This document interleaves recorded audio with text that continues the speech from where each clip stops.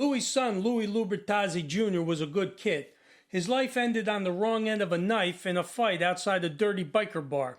A hell of a thing to have your heart take its last beat lying on a cold, filthy sidewalk in a puddle of blood. Louie Sr. and the guys can't figure out what the hell he was doing there, and it's a real touchy situation. See, the thug who killed Louie Jr. is an old biker named Pop, who's a member of the biker club that just happens to do some of the dirty work for some of the crews, and most guys figure it can't be a coincidence. What the connection is, if there is one, no one's saying. The only thing for sure is that this Pop character just killed the son of a made guy, and that was a big fucking mistake. The meeting was to be held at the house of Santino Russo, an old tough guy and second only to the boss because he had a finished basement with a bathroom and a kitchen that could fit all the guys that needed to be present, and no one would dare get out of line at Santino's. What was going to happen at Santino's was a real big deal. The captains from all the crews in the family were going to be there. Not all the crews got along and there was a lot of infighting. It could all come to a head over this. There would absolutely be a demand to hit this biker Pop and maybe anyone found with him. That would definitely bring heat on the crews that used the bikers, being that Louie Jr.'s murder was already in the news and the cops expected some retaliation. It wasn't out of the question that one of the other crews used the bikers to hit Louie Jr. for whatever reason, or that a crew would oppose hitting Pop for business reasons. There were 1,000 angles on this thing. Santino had hosted these high-tension meetings before. He sent his family to the beach house for a few days and brought on a bunch of guys for security. Everyone knew Santino could run the meeting, so it was decided it would happen at Santino's.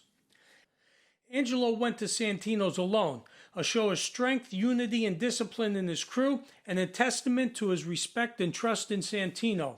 Although Louie Sr. knew this was the way it was going to be, he put up the expected argument with Angelo before agreeing that Angelo would go alone. Only captains were allowed inside Santino's home. If captains saw a need to bring anyone with them, those guys could wait outside, and Santino had a large patio with tables and chairs, and although it was cold outside, those guys were welcome to sit out on the patio. No disrespect, everyone knew only crew captains would be allowed at the table. Santino directed the guys to get themselves set up and take their seats. He knew it would be best to move this thing forward and get it settled and over with without every gripe between the captains coming into play. Get them settled, resolve this unfortunate circumstance, and get them out of his house, and that would be the end of it. Mario Russo, an old school captain from the city and no relation to Santino, did his own heavy work and had no use for the bikers. Name tags? What are we, at a wedding here? You sit where it says you sit. Santino knew he had to keep the coalitions from sitting together and drawing lines that would make it impossible to resolve anything. He put out name tags on the table in front of each chair to make sure the guys sat where he wanted them to sit. Russo immediately apologized. Hey, Santino, just a little joke, no disrespect. Russo sat down and Santino didn't make anything of it. Standing at the end of the table, Santino called to order. Let's go. Everyone take their seats. Sit where it says you sit and we'll get started. The boss entered the room and sat next to where Santino was standing. We all ready, he asked. Santino. Yeah, everyone is here and they all have their seats. The boss addressed the table. Okay, we all know why we're here. Angelo, you want to start?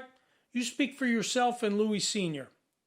Angelo nodded at the boss, then turned to everyone at the table. Louie Jr. was one of us.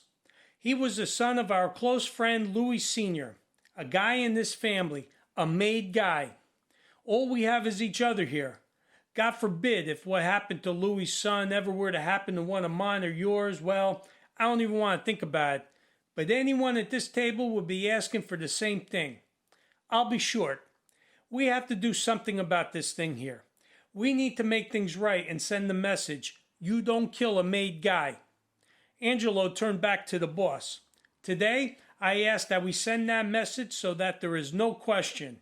The boss nodded at Angelo, then turned his attention to the other guys at the table, but said nothing. Joey Pagano was a captain for a crew that was responsible for doing a lot of the collecting in the city. He was a brute of a guy and made a name for himself at the expense of the health of anyone who thought twice about not paying what he said they owed. Pagano and Angelo started out together, so they knew each other. Like any two guys who went through the same climb to where they are now, they might have moved apart and had their differences, but there's still a friendship or an understanding between the two, whatever you want to call it. It was expected that Pagano would have objections to a big hit on the bikers since he was one of the captains that did business with them. All friendship aside, this was business. Pagano addressed the table. I want to start off by sending my condolences to Louie Sr. and his family. Pagano looked at the boss for recognition. By way of a nod he was granted, just to keep the facts straight and for no other reason except to clarify what we're talking about here, and no disrespect, but Louie Jr. was not a made guy. Rumbles reverberated across the table. Oh, what does that matter? Not a made guy? What about Louie Sr.? Well, I don't know. Pagano does state a fact. He's the son of a made guy. Santino, enough! Angelo directed his statements at no one in particular. That kid died because of the dealings some crews have with those bikers. Does anyone deny that some crews don't do their own work? And the rumblings at the table started all over again. Santino, stop! The boss, the issue here is what we do to resolve this thing. Nothing else. Angelo figured it was time to make the request with the boss, and in a calm, calculated voice, we have to hit these bikers hard.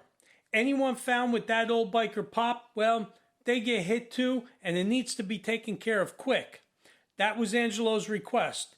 Everyone knew it was coming, and there it was. Okay then, you hit him.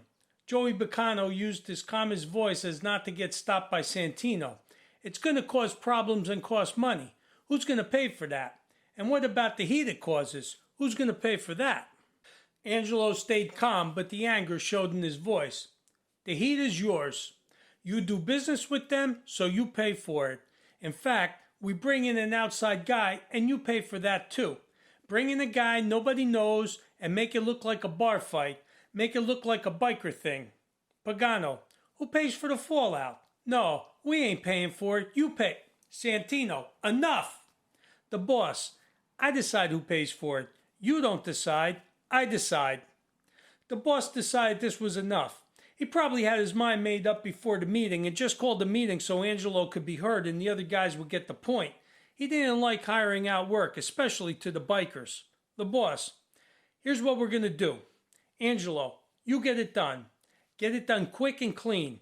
Use professionals, someone we know, and don't make it look like anything, and you absorb the cost. You understand? Yeah. Angelo didn't agree with the boss about paying for it, but didn't argue either. It was decided, and that was that. And with that, he got the hit approved. The boss. And that's it.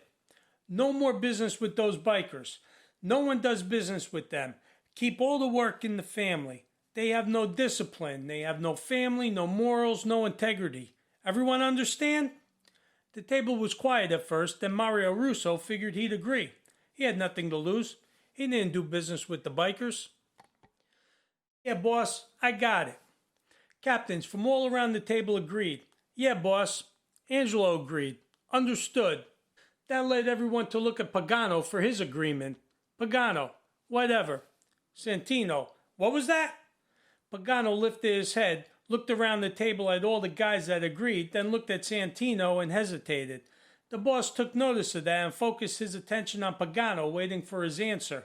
Pagano looked at Angelo, then at Santino, before he turned to the boss and said, I got it.